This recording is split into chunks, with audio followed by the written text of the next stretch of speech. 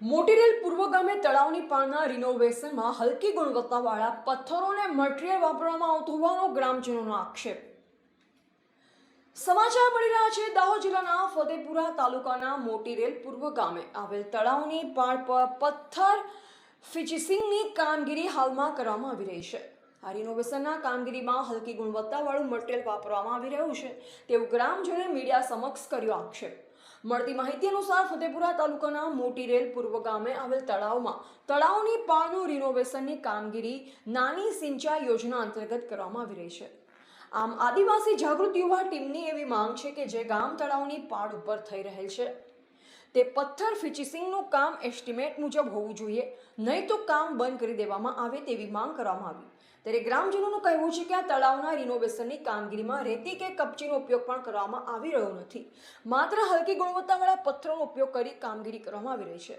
લગતા વળગતા અધિકારીઓ તાત્કાલિક ધોરણે સ્થળ તપાસ કરીને કાયદેસરની કાર્યવાહી કરવામાં આવશે કે કેમ, કામની ક્વોન્ટિટી ચેક કરવામાં આવે, માલ કેવો વાપરવામાં આવે છે તેની તપાસ નાની સિંચાઈ વિભાગના અધિકારીઓએ તાત્કાલિક ધોરણે સ્થળ પર આવી અને માલની ક્વોન્ટિટી ચેક કરવામાં આવે અને આ કામગીરી બંધ કરવામાં આવે તેવી આદિવાસી જાગૃત યુવા ટીમ મોટીરેલ પૂર્વએ માંગ કરવામાં આવી અને કામગીરી બંધ કરી સારી ગુણવત્તાવાળું મટીરીયલ્સ વાપરવામાં નહીં આવે તો ગ્રામજનો દ્વારા ચીમકી પણ ઉચ્ચારવામાં આવી છે।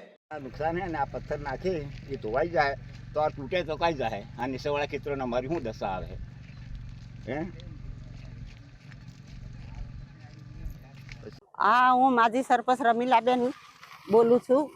આના તળાવની પાળ ઉપર કામ ચાલે છે તો પથ્થરનું એ બિલકુલ રફ ચાલે છે અને કાલે ઉઠીને તળાવની અંદર પાણા જશે તો તળાવ તૂટી જશે અને નીચેની પ્રજાને બધાને નુકસાન જેવું છે, તો તાત્કાલિક આનો પગલાં લેવા। શું નામ છે આપનું? મારું નામ રમીલાબેન સુખદેવભાઈ કટારા।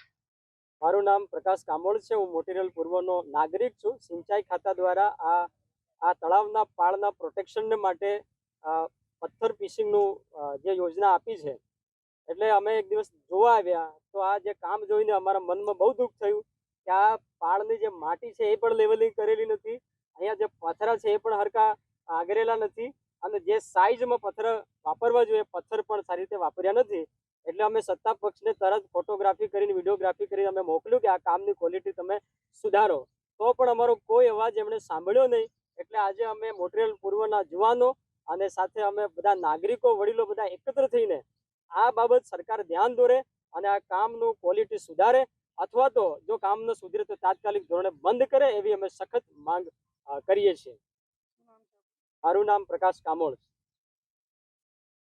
મોટીરેલ પૂર્વ ગ્રામ પંચાયતના તળાવ ખાતે અહીંયા પથ્થર ફિશિંગનું કામ થઈ રહ્યું છે। હવે અમને ખબર પડતા કે જો અમે અહીંયા આગળ અમારી ટીમ દ્વારા અહીંયા આગળ આવીને તપાસ કરતા અમને આજે આટલું મોટું કામ થઈ રહ્યું છે, પણ તો તાર છતાં કામ અત્યારે ચાલુ કરી અને પથ્થર પણ ગોઠવવામાં આવી રહ્યા છે અને અડધા સુધી મિનિમમ પથ્થર ગોઠવાઈ પણ ગયા છે, પણ તોય જોતા આપણને જોવાઈ રહ્યું છે કે આ કામમાં ધાર ધોરણ પ્રમાણે મટીરિયલ વાપરવામાં આવી રહ્યું નથી। પથ્થર પણ એકદમ હલકી ગુણવત્તાના છે અને મટીરિયલના નામે રેતી, કપચી કે સિમેન્ટ હજી સુધી સ્થાન પર જોવા મળી નથી।